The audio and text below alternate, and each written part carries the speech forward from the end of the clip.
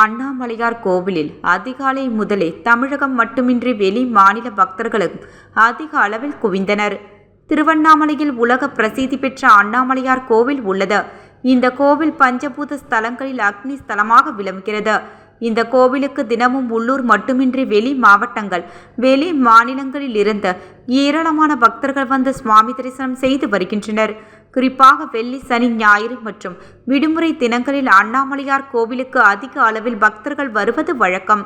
அந்த வகையில் கோடை விடுமுறை மற்றும் வார விடுமுறை தினமான இன்று திருவண்ணாமலை அண்ணாமலையார் கோவிலில் அதிகாலை முதலே தமிழகம் மட்டுமின்றி வெளி மாநிலங்களின் பக்தர்கள் அதிக அளவில் குவிந்தனர்.